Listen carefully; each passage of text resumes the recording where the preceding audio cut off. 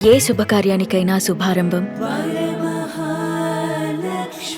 కానీ ఆ టైంలో మీతో పాటు జర్నీ చేసిన వాళ్ళంటే ఇన్‌స్టిట్యూట్ గావచ్చు, లేకపోతే సినిమా రంగంలో ఫస్ట్ అవకాశం కోసం వచ్చి అదే మీరు ఒక గుంపుందన్నారు గదా! ఆ! మధురానగర్‌లో గూడా మీరు, శ్రీకాంత్ గారు ఆ! అందరూ శ్రీకాంత్ ఒకేసారి అంటే గదా? శ్రీకాంత్ నాకు బాగా జూనియర్ ఇన్‌స్టిట్యూట్‌లో. ఆ! నేను శ్రీకాంత్ ఇన్‌స్టిట్యూట్ చేసేటప్పటికి నేను మధురానగర్‌లో సినిమా చేస్తున్నా. ఓకే. ఆల్రెడీ కమిటే అన్నాను. హ్మ్. అప్పుడు శ్రీకాంత్ వచ్చి నేను తీసుకెళ్ళి గోపాలరెడ్డి గారికి గూడా పరిచయం చేసింది. హ్మ్. కానీ మీరొక మాటన్నారు.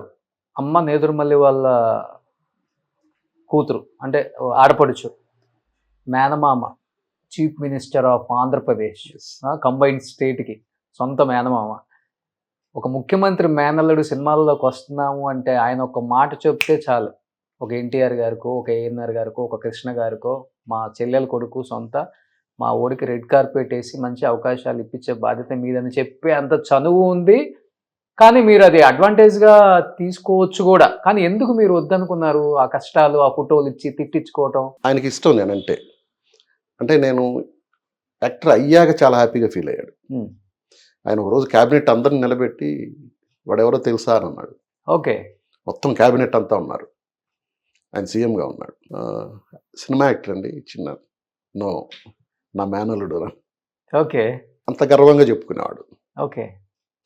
ఆయన ఒక్కసారి నేను ఇన్‌స్టిట్యూట్ అయిపోయాక ఆయన దగ్గరికి ఎందుకెళ్తే దాసరి గారికి ఫోన్ చేసి మాట్లాడాడు.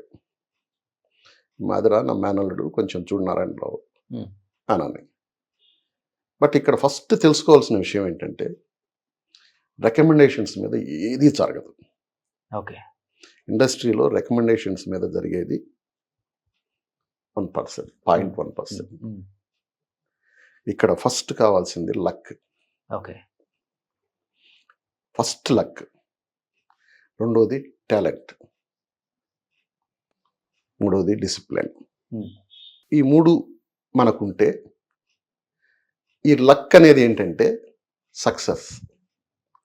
సినిమా సక్సెస్ అవ్వాలి. అందులో నేను చేసిన క్యారెక్టర్ సక్సెస్ అవ్వాలి.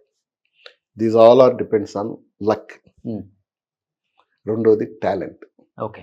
టాలెంట్ అనేది ఏంటంటే మనల్ని ప్రూవ్ చేసుకోవాలి. ఇంకొక అవకాశం వస్తే చేసుకుంటానంటే కుదరదు. హ్మ్. నీకు వచ్చిన అవకాశాన్ని నువ్వు వాడుకోవాలి. హ్మ్. మూడోది బిహేవియర్. హ్మ్. మనం ఎంత ఎదిగినా ఒదిగి ఉండాలి. హ్మ్. ఇవన్నీ అంత పెద్ద కుటుంబంలో పుట్టారు కాబట్టి చూసి Yes. నేర్చుకొని వచ్చారు. ఇక్కడికి వచ్చాక నేర్చుకున్నా. Hmm. ఎందుకంటే ఇది ఒక మహాసముద్రం ఇది. దీంట్లో రకరకాల మనుషులు, రకరకాల ప్రవర్తనలు ఇవన్నీ ఉంటాయి. హ్మ్. దీంట్లో ఈదడం అనేది ఇట్స్ నాట్ ఈజీ థింగ్. అలా ఈదుతూ ఉన్నాం ఇంకా. ఓకే.